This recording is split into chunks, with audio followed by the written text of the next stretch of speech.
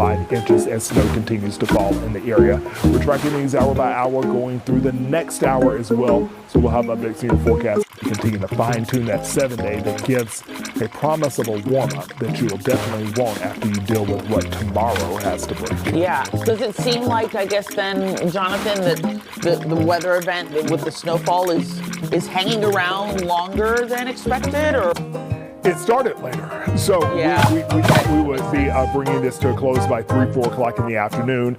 And for some areas, especially if you look out to the west, I think you're all done with snowfall for the day. However, if you are out east, you're still not done yet. The snow machine is going to continue to pump. You're closer to the area of the low pressure that is providing all this moisture. Basically, the moisture is running through cold air inland, but it's being fed by water in the Atlantic.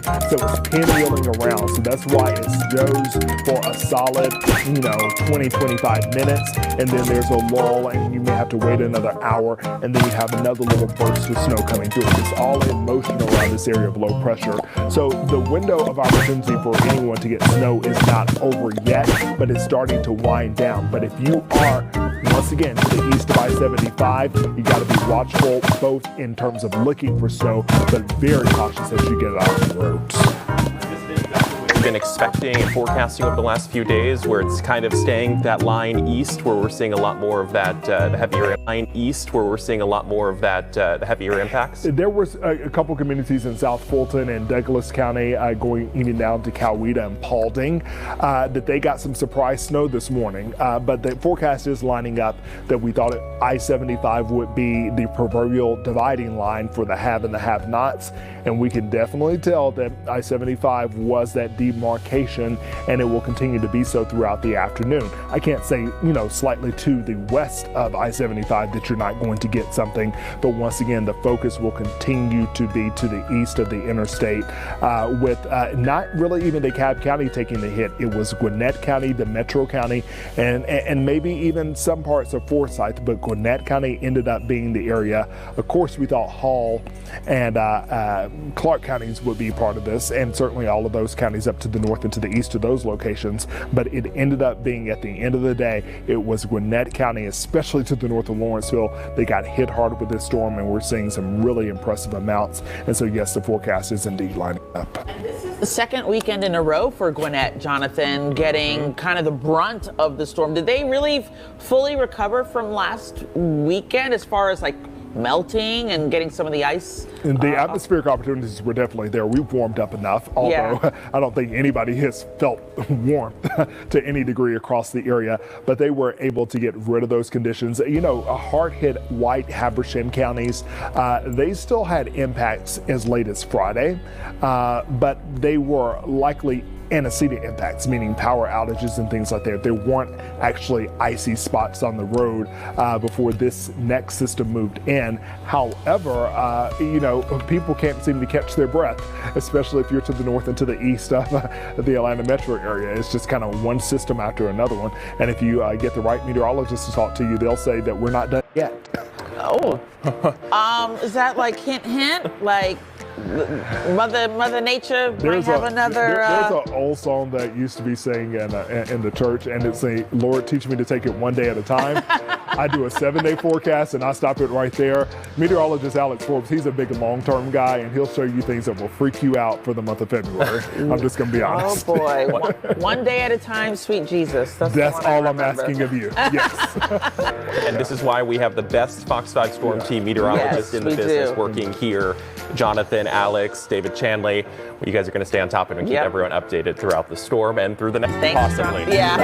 Thanks, Jonathan. Wink, wink. And we have been receiving a lot of new video and pictures coming into the Fox 5 newsroom from viewers like you. Yeah, this is fun. Good Day's Paul Milliken has been combing through all those images. I can't keep up. Yeah, and it's a lot, right? It's a lot. How many are we up to? Oh, I think we're over. Well, I'll check for sure, but we were hitting over 8,000 when I talked to you last time. Yeah, we're equaling what we got last week. Yes, that's what we got in total last weekend. Yeah, they are coming in fast and furious. And let me just say, after what Jonathan said, Alex, get out of the storm center right now, okay? I don't want to hear anything about long term.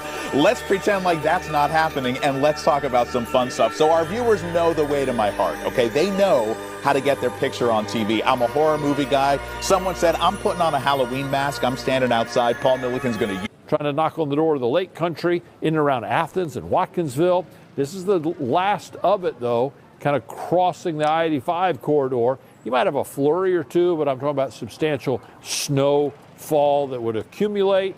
The heaviest now kind of exiting our area and really plaguing the Carolinas right now up here across parts of South and North Carolina into the evening hours. So, yeah, it's a storm that's still getting wound up and will impact a large area up and down the East Coast. We're going to talk about temperature trends on into the new week. All this coming your way in a few minutes. David, thank you so much. Let's check in the conditions up in far North Georgia, up in Blairsville. Yeah, let's go to Fox 5's Denise Dillon, who has been there for us all afternoon. What's the latest there, Denise? What are you seeing on the ground? A lot of snow. To give you an idea how much snow, I want to take you over to this van. Look at the top of that. That's the accumulation of the snow that we have had since it started falling early this morning. Honestly, we have not seen it stop since we got here. This is the lightest it has been as far as snow goes. I got to tell you, for a moment, about 45 minutes ago, we saw the sun kind of trying to peek through the clouds. Never really made it all the way through, and then it disappeared. Another constant since we've been here is the cold. We've been watching the temperature from a digital thermometer over there, and it started at 16, then it went down to 15, then 14, and you can feel every degree that it drops between the temperature constantly dropping and that steady gusty wind. I think I need one more layer after the 7 layers I already have. We'll have more on road conditions coming up in just a bit. Back to you guys. It's really telling to see the top of that van, Denise, and see how much accumulated since they gotten snowfall hours ago. Well, thanks for the live update from there. Glad she has all those layers on. Yes, exactly. You really need it out there. It is bitterly cold.